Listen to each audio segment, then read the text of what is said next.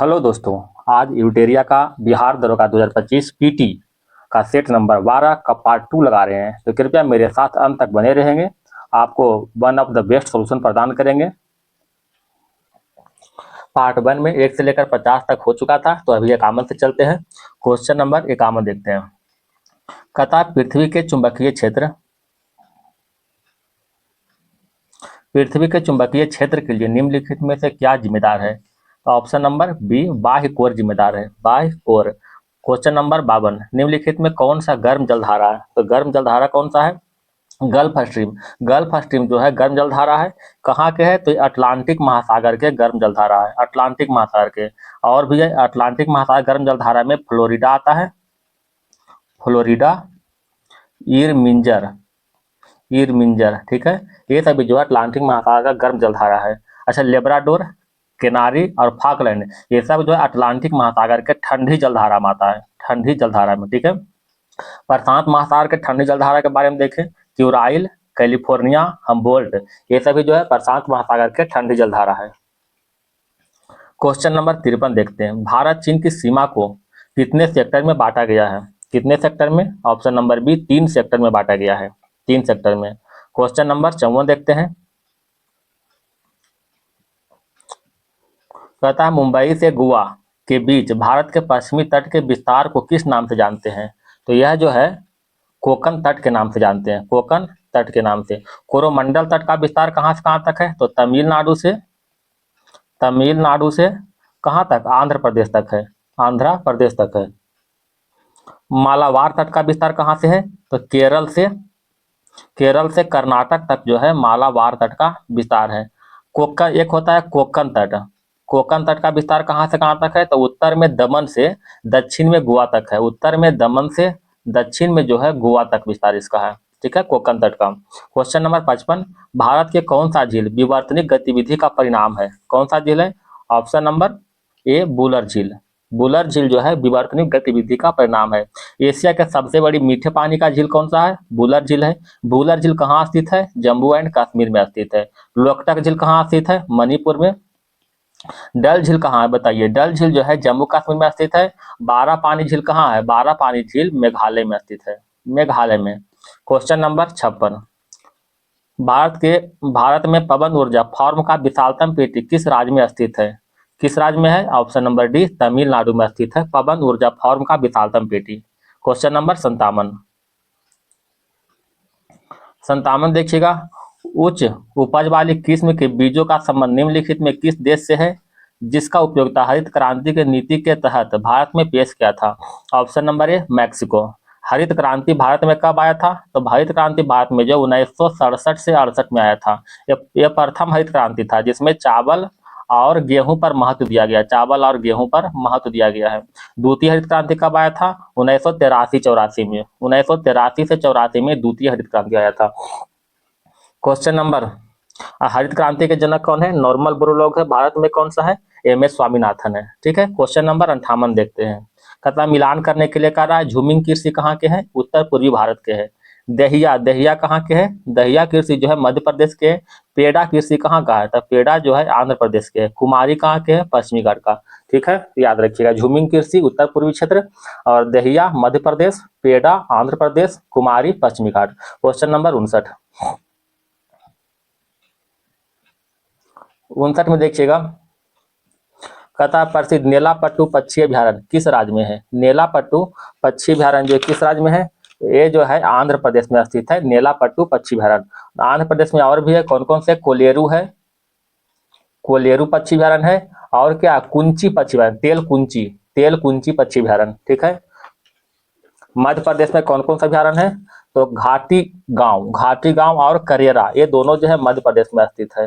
कर्नाटक में कौन है? तो रंगन थिट्टू जो है कर्नाटक में स्थित है, ठीक है। और तमिलनाडु में कौन कौन से है? तो करिकिली, कौन सा है? करिकिली तमिलनाडु में है। और एक है चित्रागुड़ी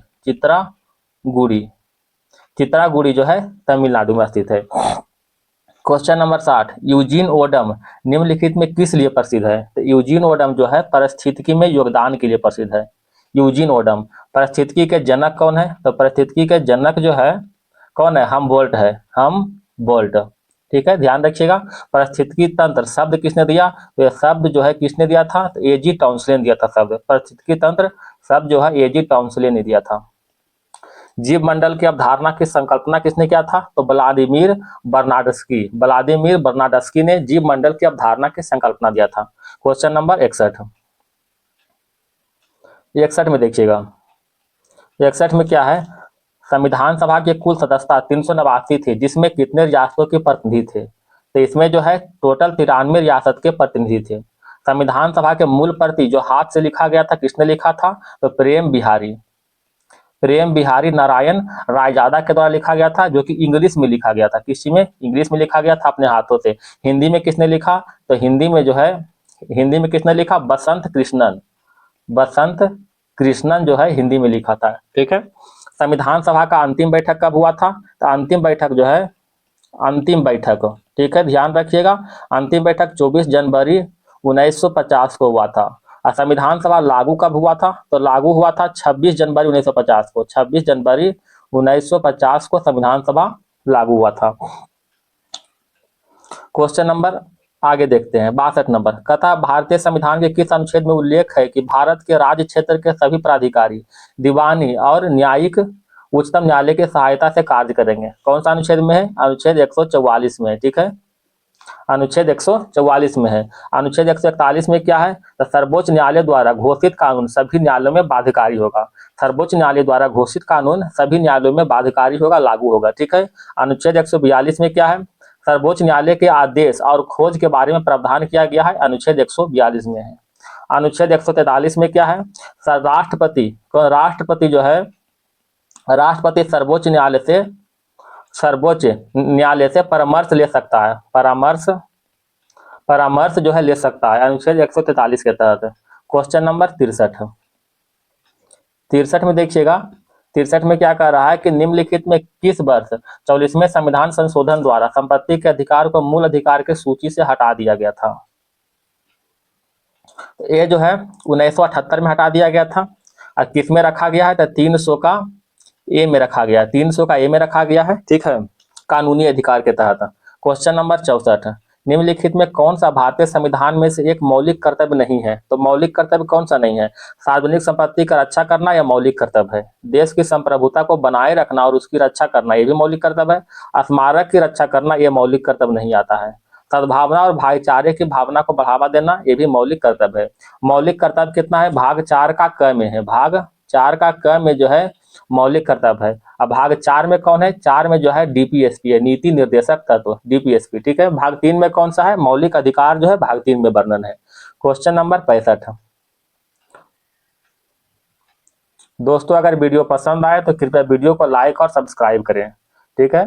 और आप लोग से एक निवेदन है कि अगर वीडियो में कहीं भी किसी तरह का प्रॉब्लम अगर आपको दिखाई पड़ता है, या इस तरह से बताना चाहिए, कहीं भी कोई सलाह की आवश्यकता है, तो कृपया कमेंट में अपना सलाह जरूर दें। आपसे विनम्र निवेदन है। जो भी देखते हैं कृपया जरूर सलाह दें। Question number 65। देश के नागरिकों को मौलिक कर्तव्य सिखाने के सुझावों को क्रियान्वित करने वाली समिति को किस नाम से जानते हैं? तो किस नाम से जानते हैं? ये जो है जेएस वर्मा समिति के नाम से जानते हैं। ठीक है, जेएस वर्मा समिति। Question number 66। संविधान सभा द्वारा निम्नलिखित में किसके लिए लोकसभा और विधानसभा में सीटों का आरक्षण का प्रावधान किया गया है? तो लोकसभा और विधानसभा में सीटों का आरक्षण का प्रावधान अनुसूचित जनजाति के लिए किया गया है। ठीक है। लोकसभा में जो है अनुसूचित जाति के लिए, लोकसभा में अनुसूचित जाति और जनजाति के सीटों का प्रावधान कौन सा अनुच्छेद में है? तो 330 अनुच्छेद में है। ठीक है। एक विधानसभा में, कौन सा?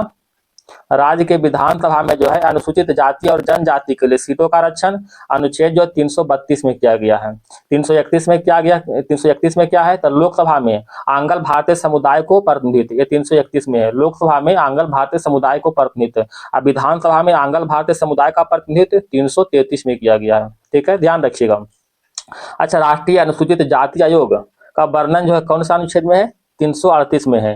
राष्ट्रीय अनुसूचित जनजाति आयोग का वर्णन 338 का ए में है। ठीक है। क्वेश्चन नंबर 66 के बाद 67 चलते हैं।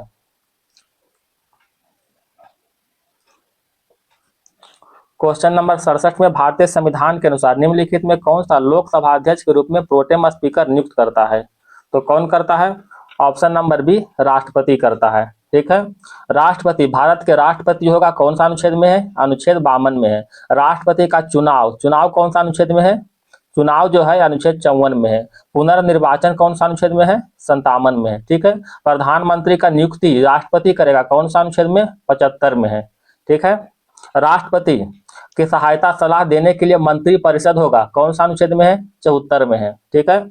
उच्चतम न्यायालय के मुख्य न्यायाधीश की नियुक्ति कौन सा अनुच्छेद में? 124 का बी में है। ठीक है, ध्यान रखिएगा। क्वेश्चन नंबर 68, भारतीय राज्य का एक राज्यपाल अपने कार्यालय में प्रवेश करने और अपना, थोड़ा सा धुंधला दिख रहा है, पद ग्रहण करने से पहले निम्नलिखित में किसके समक्ष शपथ या प्रतिज्ञान लेता है? तो किसके समक्ष लेता है?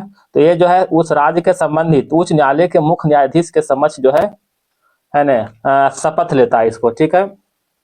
राज्य के मुख्यमंत्री का नियुक्ति कौन सा अनुच्छेद में है? बताइएगा। अनुच्छेद 164 में है। ठीक है। प्रधानमंत्री का नियुक्ति अनुच्छेद 75 में है। ठीक है। मंत्रिपरिषद के बारे में अनुच्छेद 74 में है।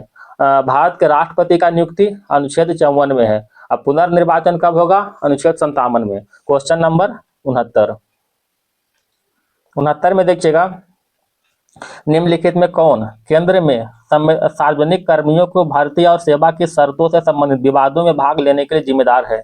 तो कौन सा है? केंद्रीय प्रशासनिक अधिकरण, केंद्रीय प्रशासनिक अधिकरण। क्वेश्चन नंबर 70, कानून के शासन की अवधारणा का प्रतिपादन किसने किया था? तो ये जो है AB डाइसी ने किया था। कानून के शासन की अवधारणा का प्रतिपादन AB डाइसी ने किया था। क्वेश्चन नंबर 71 देखते हैं। 71 में देखिएगा कि जब आप तेज रोशनी वाले कमरे से आते हैं तो आप मंद रोशनी वाले कमरे में वस्तुओं को क्यों नहीं देख पाते हैं? क्यों नहीं देख पाते हैं? क्योंकि जो है पारितारिका सिकुड़कर पुतली को छोटा बना देता है और आंखों में कम प्रकाश प्रवेश करता है, इसीलिए हम लोग जो है नहीं देख पाते हैं। ठीक है।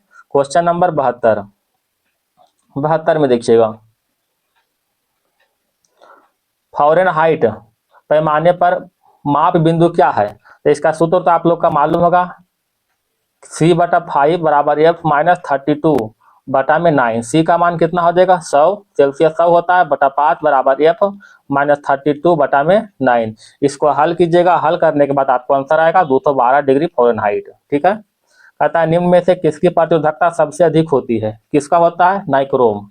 नाइक्रोम का जो है सबसे अधिक होता है। क्वेश्चन नंबर 74, निम्नलिखित में किसने सबसे पहली बार विद्युत क्षेत्र की अवधारणा किया था? तो विद्युत क्षेत्र की अवधारणा जो है माइकल फैराडे ने किया था। माइकल फैराडे ने। क्वेश्चन नंबर 75,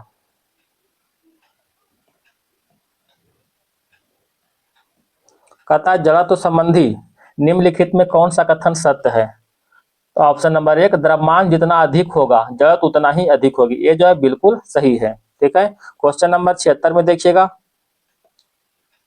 76 में है कि निम्नलिखित में किसे ग्रह की गति के 3 नियम को प्रतिपादन करने का श्रेय किसे है? तो किसको है? ग्रहों के 3 नियम के प्रतिपादन करने का श्रेय जोहान्स केपलर को है। जोहान्स केपलर के। अच्छा, जड़त्व का नियम किसने दिया? जड़त्व का नियम, जड़त्व का नियम जो है न्यूटन ने दिया। किसने दिया? न्यूटन ने दिया है। Newton first law, Newton first law को जो है जड़त्व का नियम कहते हैं। न्यूटन फर्स्ट लॉ को जड़त्व का नियम कहते हैं। आप लोग का दोस्त PDF भी मिलेगा, तो कृपया टेलीग्राम चैनल पर अगर आप चाहें तो जुड़ सकते हैं। ठीक है। क्वेश्चन नंबर 77, S बराबर UT plus half AT square समीकरण निम्नलिखित में किससे संबंध का वर्णन करता है? तो किससे वर्णन करता है? ऑप्शन नंबर 1, स्थिति समय से वर्णन करता है। स्थिति समय। क्वेश्चन नंबर 78, तीसरे कक्षक या M कोश में अधिकतम कितने इलेक्ट्रॉन हो सकते हैं? तो इलेक्ट्रॉन निकालने का सूत्र आप लोग को मालूम होगा, 2n स्क्वायर। ठीक है। अगर पहला कक्षक हो तो 2 गुना n के मान 1 धरिएगा, तो पहला कक्षक में 2 इलेक्ट्रॉन होगा। अगर दूसरा कक्षक में निकालना है तो n के मान 2 धर दीजिएगा। कितना? 2 दूनी 4 दूनी 8 हो जाएगा। और तीसरा कक्षक निकालना हो तो n के मान कितना धरिएगा? तो 2 गुने 3 के स्क्वायर, 3 तिया 9 दूनी 18। यहाँ तीसरा कक्षक पूछ रहा है तो कितना हो जाएगा? 18। ठीक है। क्वेश्चन नंबर 79, निम्नलिखित में किसके ऑक्साइड वर्षा जल में धूल जाते हैं और अम्ल बनाते हैं, जिसे अम्ल वर्षा कहते हैं? किसे कहते हैं? सल्फर और नाइट्रोजन। सल्फर और नाइट्रोजन। अम्ल वर्षा का pH मान कितना होता है? तो अम्ल वर्षा का pH मान 5.6 से कम होता है। ऐसे 4.2 से 4.2 से जो 4.4 होता है। ठीक है। अम्ल वर्षा का pH मान 4.2 से 4.4 के बीच होता है। और साधारण वर्षा का पीएच मान कितना होता है? 5.6 या उससे अधिक हो सकता है। क्वेश्चन नंबर जो है 80 में चलते हैं। कहता है पेट की अम्लता को उदासीन करने के लिए निम्नलिखित में किसका उपयोग प्रति अम्ल के रूप में करते हैं? तो प्रति अम्ल के रूप में जो है मैग्नीशियम क्लोराइड का उपयोग करते हैं, सॉरी मैग्नीशियम हाइड्रोक्साइड का, ठीक है, मैग्नीशियम हाइड्रोक्साइड का प्रयोग प्रति अम्ल के रूप में करते हैं। क्वेश्चन नंबर 81, जल में घुलनशील क्षार को क्या कहते हैं? तो जल में घुलनशील क्षार को जो है अल्कली कहते हैं, अल्कली। अल्कली एल्किन का सूत्र क्या होता है? CnH2n होता है। एल्डिहाइड में जो है CHO और एल्कोहल में OH। अच्छा, क्षार का जो है पीएच वैल्यू कितना होता है? 7 से अधिक होता है, 7 से अधिक होता है, ठीक है। अम्ल का पीएच वैल्यू 7 से कम होगा। क्वेश्चन नंबर 82, 82 में देखिएगा, धातु उसके अयस्कों के संदर्भ में निम्नलिखित में कौन सा युग्म गलत है? कहता है सोना, सोना का जो है अयस्क कैल्वेराइट है, बिल्कुल सही है। सोना का अयस्क कैल्वेराइट, एक और होता है सिल्वेनाइट, ध्यान रखिएगा, सिल्वेनाइट और कैल्वेराइट। पारा का अयस्क ग्रीनोकाइट है, गलत है। पारा का जो अयस्क कौन सा है? ये जो है सीने बार है, पारा का सीने बार। ग्रीनोकाइट किसका है? तो ग्रीनोकाइट जो है कैडमियम का है, कैडमियम का जो है ग्रीनोकाइट है, ठीक है। एल्युमिनियम का अयस्क कौन सा है? तो क्रायोलाइट है, फेल्सपार है, कोरंडम है, ठीक है। कोबाल्ट का अयस्क कौन सा है? अस्मेल्टाइट है। अच्छा, डोलोमाइट कुछ देखते हैं अयस्क जो इंपॉर्टेंट है, एक दो को। डोलोमाइट याद रखिएगा, डोलोमाइट एक ऐसा अयस्क है जो दो का है, ठीक है। किसका किसका है? कैल्शियम का है और एक जो है मैग्नीशियम का है। कैल्शियम और मैग्नीशियम दोनों का अयस्क जो है डोलोमाइट है। एक और है कार्नेलाइट। कार्नेलाइट जो है एक पोटेशियम का है और एक कौन सा है? मैग्नीशियम का है। ध्यान रखिए, कार्नेलाइट पोटेशियम का भी, मैग्नीशियम का भी, ठीक है। एक है कार्नेटाइट, कार्नेटाइट, ठीक है, कार्नेटाइट। एक किसका है? यूरेनियम का है। क्वेश्चन नंबर जो है 83 में चलते हैं। दोस्तों, अगर वीडियो पसंद आ रहा है तो कृपया वीडियो को लाइक और सब्सक्राइब जरूर करें। 83 में देखिएगा, 83, लैक्टोज निम्नलिखित में किसके हाइड्रोजनीकरण द्वारा प्राप्त होता है? तो लैक्टोज जो है, लैक्टोज नहीं है, लैक्टोल है, लैक्टोल, सॉरी। ये जो है लैक्टोज से प्राप्त होते हैं। लैक्टोज का सूत्र क्या होता है? C12H22O11 होता है लैक्टोज का सूत्र। लैक्टोज को ही मिल्क शुगर कहते हैं। क्या कहते हैं? मिल्क शुगर लैक्टोज को कहते हैं, ठीक है। ग्लूकोज का सूत्र क्या होता है? C6H12O6 होता है। लैक्टिक अम्ल का सूत्र मालूम होगा, C3H6O3, ठीक है। लैक्टिक अम्ल किसमें पाया जाता है? तो दही और खट्टा दूध में, ठीक है। क्वेश्चन नंबर 84 की ओर चलते हैं। कहता है पी ब्लॉक के तत्वों के बारे में दिए गए सही कथनों को पहचान कीजिए, ठीक है। तो पी ब्लॉक के तत्व में अंतिम बाह्य इलेक्ट्रॉन की कक्षा में प्रवेश करता है, बिल्कुल सही है। अधातु और उपधातु केवल आवर्त सारणी के पी ब्लॉक में मौजूद होता है, ये भी सही है। अतः ऑप्शन नंबर सी 1 और 2 दोनों। क्वेश्चन नंबर 85, 85 देखिएगा दोस्तों, ग्रेनाइट के प्रमुख घटक क्या है? तो ग्रेनाइट के प्रमुख घटक जो है SiO2 और Al2O3 है। SiO2 और Al2O3 ग्रेनाइट के प्रमुख घटक है। क्वेश्चन नंबर 86, निम्नलिखित में कौन सा प्रकाश संश्लेषण में सक्षम जलीय जीवों का एक विविध समूह है? तो कौन सा है? ऑप्शन नंबर सी शैवाल, ठीक है। शैवाल, शैवाल जो है यह जो है प्रकाश संश्लेषण के माध्यम से ऑक्सीजन का उत्पादन करता है। कौन? शैवाल। क्वेश्चन नंबर 87 देखिएगा, हमारा मस्तिष्क मुख्य रूप से निम्नलिखित में किस भोजन पर निर्भर करता है? तो हमारा मस्तिष्क जो है ग्लूकोज पर निर्भर करता है। किस पर? ग्लूकोज पर। ग्लूकोज का सूत्र क्या है? C6H12O6, ठीक है। क्वेश्चन नंबर 88, निम्नलिखित में कौन सा अंग हाइड्रोक्लोरिक अम्ल का स्राव करता है जो हमारे शरीर को रोगजनक बैक्टीरिया को मारने में मदद करता है? तो कौन सा करता है? ये अमाशय करता है, ठीक है, अमाशय करता है। क्वेश्चन नंबर 89, निम्नलिखित में कौन सा ग्रंथि कार्टिसोल का उत्पादन करता है जिसे अक्सर मनुष्यों में स्ट्रेस हार्मोन के रूप में जाना जाता है? तो कौन सा ग्रंथि है? ये जो है अधिवृक्क ग्रंथि है, ठीक है, अधिवृक्क ग्रंथि। और अधिवृक्क ग्रंथि से ही जो है कार्टिसोल कार्टिसोल कार्टिसोल का उत्पादन होता है, ठीक है। हमारे शरीर में कार्बोहाइड्रेट, वसा, प्रोटीन का प्रबंधन कौन करता है? कार्टिसोल ही करता है। पिट्यूटरी ग्रंथि को आप लोग जानते होंगे मास्टर ग्रंथि कहते हैं। इसका वजन जो होता है 0.5 से 1 ग्राम के बीच होता है। ठीक है, कहाँ होता है? मस्तिष्क में स्थित होता है। ठीक है, इससे वृद्धि हार्मोन, TSH और ACTH हार्मोन का स्राव होता है। ठीक है, पीनियल ग्रंथि कहाँ होता है स्थित? ये भी जो है मस्तिष्क में ही होता है, पीनियल ग्रंथि मस्तिष्क में। इससे मेलाटोनिन हार्मोन के उत्पादन में मदद मिलता है। किससे? पीनियल ग्रंथि से। क्वेश्चन नंबर 90, कौन सा रक्त वाहिनी है जो कार्बन डाइऑक्साइड युक्त रक्त को वापस हृदय में ले जाती है? तो कौन सी है? शिराएं जो है कार्बन डाइऑक्साइड रक्त को पुनः हृदय में ले जाती है। सबसे छोटी शिरा कौन सा है? तो सबसे छोटी शिरा जो है स्मॉल में कौन है? वेन्यूलस।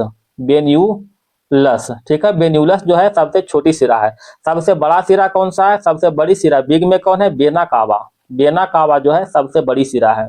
तंत्रिका तंत्र की इकाई को क्या कहते हैं? तो न्यूरॉन कहते हैं, न्यूरॉन। फुफ्फुस शिरा, फुफ्फुस शिरा जो है ऑक्सीजन युक्त रक्त को फेफड़ों से हृदय तक ले जाती है, ध्यान रखिएगा। ठीक है, क्वेश्चन नंबर 91, उस कोशिका को पहचान कीजिए जो अमीबीय आकार की होती है। तो कौन सा कोशिका है? आरबीसी। आरबीसी जो है अमीबीय आकार का होता है। अच्छा, आरबीसी का जीवन काल कितना होता है? 20 से 120 दिन तक होता है। ठीक है, इसे इरिथ्रियोसाइट के नाम से जानते हैं, इरिथ्रियोसाइट के नाम से जानते हैं। डब्ल्यूबीसी का जीवन काल कितना होता है? 12 से 20 दिन तक होता है। इसे क्या कहते हैं? लिक्योसाइट कहते हैं, लिक्योसाइट कहते हैं। अच्छा, आरबीसी में केंद्रक नहीं पाया जाता है, जबकि ध्यान रखिएगा डब्ल्यूबीसी में केंद्रक पाया जाता है। आरबीसी में जो है हीमोग्लोबिन पाया जाता है। क्वेश्चन नंबर, अच्छा डब्ल्यूबीसी के बारे में आप जानते हो कि शरीर में होने वाले बीमारी से रक्षा कौन करता है? तो डब्ल्यूबीसी करता है। क्वेश्चन नंबर 92, कोशिका का कौन सा भाग पोषक तत्वों को ऊर्जा में परिवर्तित करता है? कौन करता है बताइए? ऑप्शन नंबर बी, सूत्रकनिका करता है। कौन सा? सूत्रकनिका। क्वेश्चन नंबर 93,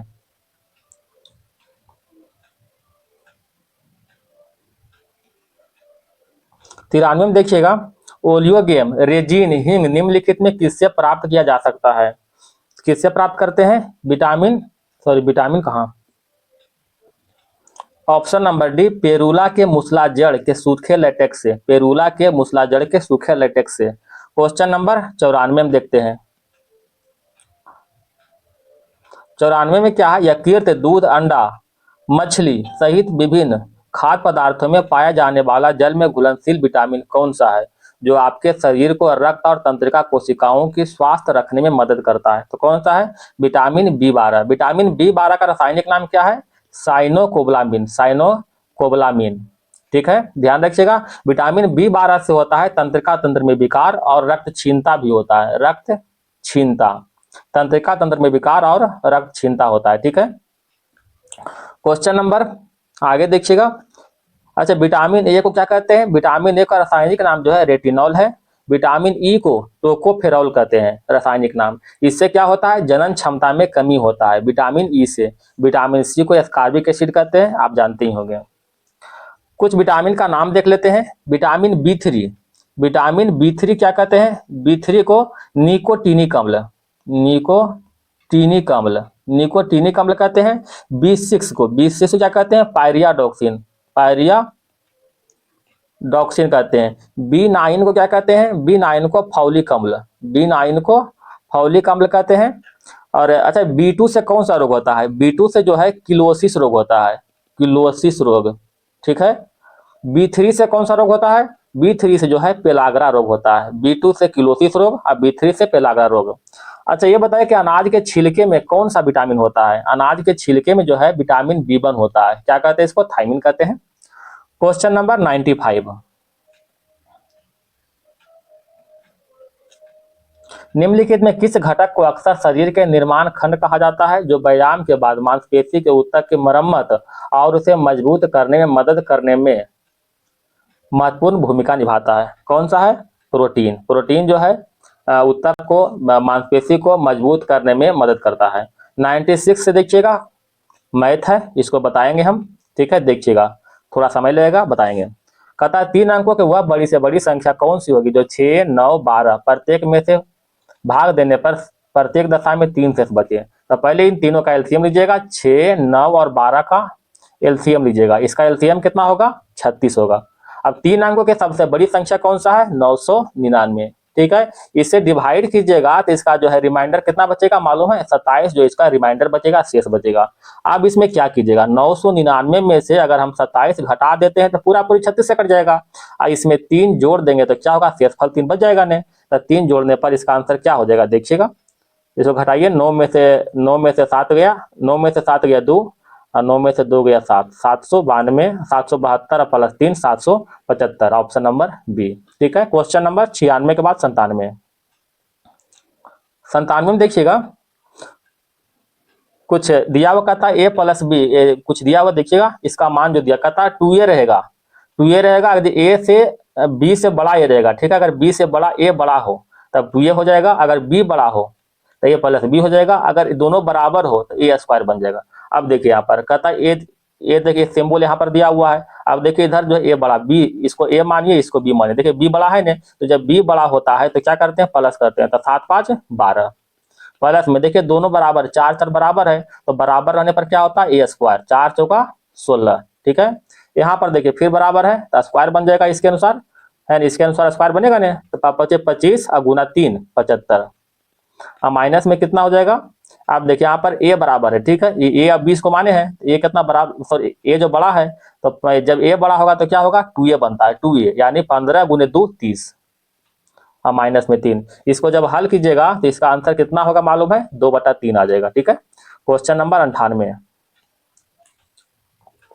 98 में देखिएगा कहता एक बल्लेबाजी 11 पारियों के रनों का निश्चित औसत कुछ है, ठीक है। कहता 12वीं पारी में उसने 125 रन बनाए हैं, तत्पश्चात उसके रनों के औसत में 9 बढ़ गया है।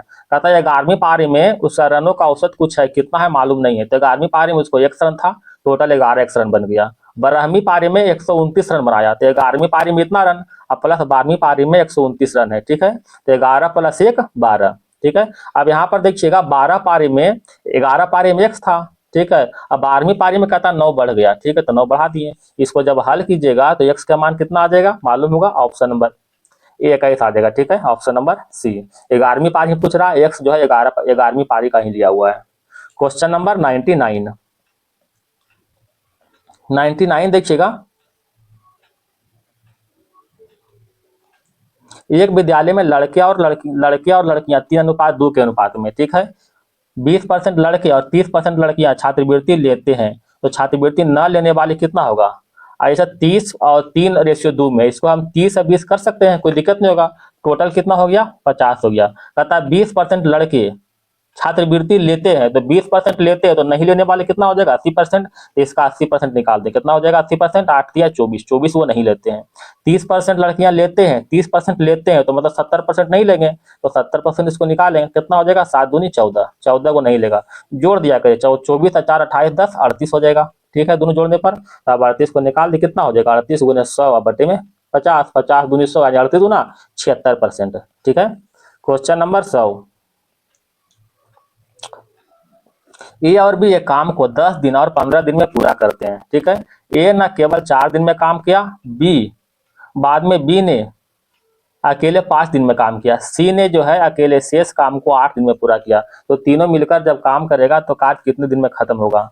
तो देखिए ए ने जो है 4 दिन काम किया, ए 10 दिन में करता है, ये 10 दिन में करता है, और बी जो है 15 दिन में करता है। तो एक 10 दिन में एक काम करता है, यहाँ 4 दिन कर रहा है, तो कितना होगा 4/10 काम कर देगा। बी जो है 5 दिन करता है, तो 5/15 काम हो जाएगा। टोटल काम कितना हो गया बताइए, है ना, तो टोटल काम इसको दोनों जोड़िए कितना हो जाएगा, इसको हम बराबर कर देते हैं, 10 तिया 30, 4 तिया 12, इसको भी करते हैं 15 दूनी 30, 5 दूनी 10, बराबर 4 दूनी 8 और 10 बचे, सॉरी 2 से गुना होगा ना, 5 दूनी 10, तो कितना हो जाएगा 18, 10 8, ये 4 तिया 12, सॉरी, तो 12 10 22, 22 बटे जो है टोटल 30 काम कर चुका, शेष कितना बच गया 8/30 काम जो है शेष बच गया, ठीक है। 8/30 काम को सी 8/30 काम को सी कर रहा है कई दिन में, 8 दिन में कर रहा है, तो बताइए सी जो है एक काम को कई दिन में करेगा, तो सी जो है एक काम को जो है 30 दिन में करेगा, ठीक है, 8 से 8 कट गया, 30 दिन में करेगा। आप कहता है तीनों मिल के काम कई दिन में करेगा, तो आप निकाल सकते हैं, ए कर रहा है 1/10, बी कर रहा है 1/15, सी कर रहा है 1/30, तीनों को जोड़े आप लोग आता होगा, तो जोड़ने के बाद इसका आंसर कितना हो जाएगा 5 दिन, ठीक है। Option number B. चलिए दोस्त, खत्म हो चुका है, और हमारे साथ इसी तरह बने रहिए। अगर किसी भी चीज में कहीं भी प्रॉब्लम आपको दिखे, कहीं भी कुछ सुझाव देना है तो अवश्य दीजिएगा कमेंट में। आपका सुझाव का हमें इंतजार रहेगा। धन्यवाद। अगर आप इसका पीडीएफ लेना चाहते हैं तो कृपया मेरे टेलीग्राम चैनल से जुड़े, वहां पर पीडीएफ भी इसका मिल जाएगा। टेलीग्राम चैनल का लिंक डिस्क्रिप्शन बॉक्स में दिया रहेगा। अगर पार्ट 1 आप नहीं देखे हैं तो पार्ट 1 भी देख लीजिए, डिस्क्रिप्शन बॉक्स में इसका लिंक दिया रहेगा।